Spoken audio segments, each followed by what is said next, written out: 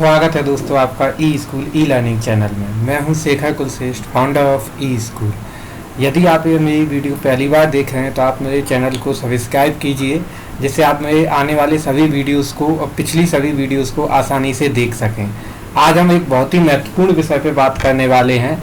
SBI ने अपने कुछ रूल्स में परिवर्तन किया है जो कि 1 अप्रैल 2017 से लागू होना है। यदि आप एसबीआई अकाउंट होल्डर हैं या एसबीआई से एसोसिएटेड किसी भी बैंक में आपका अकाउंट है तो आपको यह नियम जानना बहुत आवश्यक है। यदि आपको इन नियमों के बारे में जानकारी नहीं होगी तो आपको बहुत भारी नुकसान उठाना पड़ सकता है। तो प्लीज़ आप मेरी ये वीडियो लगातार एंड तक देखिए, जिससे कि आपको एसबीआई में जितने भी नियम परिवर्तित हुए उनके सभी के बारे में जानने को मिले। तो एसबीआई ने जो अपना कैश डिपॉजिट से संबंधित कुछ रूल्स में परिवर्तन किए हैं। ये सुनने में बहुत अजीब लगता है, परंतु एसबीआई ने कैश को डिपॉजिट करने से लेकर के भी कुछ नियम बनाए हैं जो कि इस तरह से हैं। यदि हम जो है एसबीआई में 3 बार से ज़्यादा कैश डिपॉजिट करते हैं एसबीआई काउंटर के थ्रू तो वह चार्जेबल होगा। यानी कि हम 3 बार से ज़्यादा अगर कैश डिपॉजिट करते हैं एसबीआई काउंटर से तो वह चार्जेबल होगा। ये 50 रुपीज़ पर ट्रांजैक्शन होगा। यदि हम 3 बार से ज़्यादा डिपॉजिट करते हैं काउंटर से तो 50 रुपीज़ पर ट्रांजैक्शन इसका चार्ज लगेगा। अगर आप इसको एसबीआई मशीन से डिपॉजिट करते हैं, जो मशीन रहती है उससे अगर आप इसको डिपॉजिट करते हैं तो कोई भी चार्ज नहीं लगेगा। आप कितनी भी बार इसको डिपॉजिट कर सकते हैं। यह जो नियम है वो केवल एसबीआई के काउंटर से डिपॉजिट करने पर लगने वाला है। यानी कि आपको 50 रुपये केवल तभी पे करने होंगे जब आप एसबीआई के काउंटर से पे करते हैं। यह जो नियम जो लगाया गया है वो एसबीआई की कैशलेस जो ट्रांजैक्शन स्कीम है उसको प्रमोट करने के लिए बनाया गया है। तो आप 3 बार से ज़्यादा अगर एसबीआई काउंटर से डिपॉजिट करते हैं तो आपको 50 रुपये आपको पेमेंट करना होगा। अब एसबीआई के जो है आपका एसबीआई का एवरेज बैलेंस कितना होना चाहिए खाते में आपका, ये भी नियम लगा है। 2012 से के बाद में एसबीआई ने इस नियम को हटा दिया था। यानी कि 2012 के बाद आपके एसबीआई अकाउंट में कितने भी पैसे हो कोई असर नहीं पड़ता है। लेकिन एसबीआई ने 1 अप्रैल 2017 से एसबीआई में मिनिमम एवरेज बैलेंस कितना होना चाहिए उस पर भी नियम लगाए हुए हैं। वो कुछ इस तरीके से हैं। यदि आप मेट्रो सिटीज़ में आपका अकाउंट है या मेट्रो सिटीज़ में आप रहते हैं तो आपके अकाउंट में मिनिमम 5000 रुपीज़ होने चाहिए। यदि आप सिटी या किसी टाउन में रहते हैं या आपका कोई सिटी है या कोई टाउन है तो आपके अकाउंट में मिनिमम 3000 रुपीज़ 3000 रुपये आपके अकाउंट में मिनिमम होने चाहिए। यदि आप सेमी अर्बन एरियाज में अगर आप रहते हैं तो आपके अकाउंट में 2000 रुपये का बैलेंस हमेशा बना रहना चाहिए। 2000 से कम होता है तो फिर आपको चार्ज लगेगा।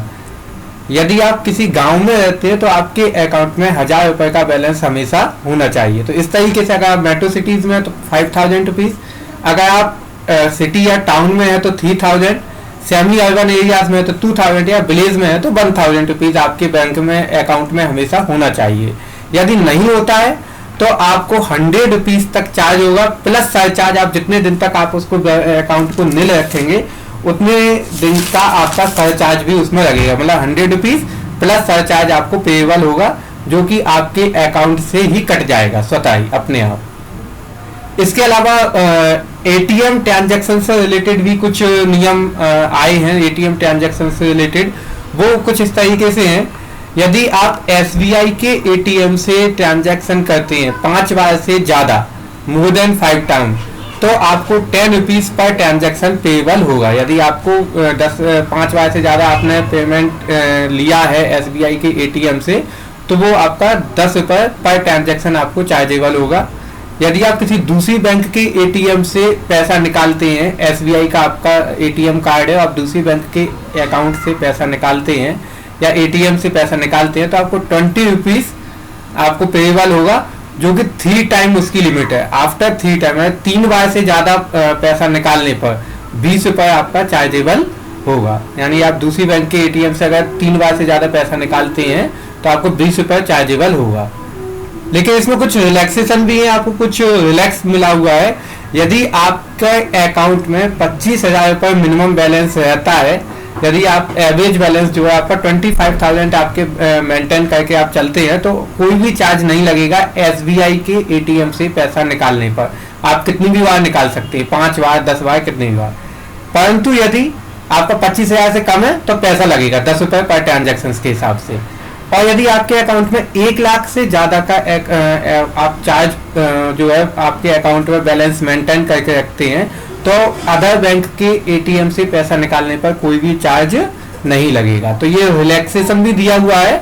25,000 से ज्यादा होने पर SBI के ATM से कोई चार्ज नहीं लगेगा, 1 लाख से ज्यादा होने पर अदर बैंक के ATM से कोई चार्ज नहीं लगेगा। SMS के लिए भी कुछ रूल्स आए हैं, जैसे आफ्टर 3 मंथ्स, हर 3 महीने के बाद में 15 रुपए आपके अकाउंट से कटे जाएंगे SMS फैसिलिटी के। आपके मोबाइल पे जो भी SMS आते हैं आपके अकाउंट से रिलेटेड, अगर आप कोई पैसा निकालते हैं जमा करते हैं तो उसकी जो रिपोर्ट SMS के थ्रू आती है उसके भी 15 रुपीज पर मंथ के पर 3 मंथ के हिसाब से आपके अकाउंट से जो है वो कट जाएंगे। लेकिन इसमें भी रिलैक्सेशन, अगर आप 25,000 रुपए से ज्यादा अपने अकाउंट में रखते हैं तो आपको कोई भी SMS चार्ज पेबल नहीं होगा। थैंक यू दोस्तों, मुझे उम्मीद है आपको SBI के नियमों के बारे में जानकारी मिली होगी।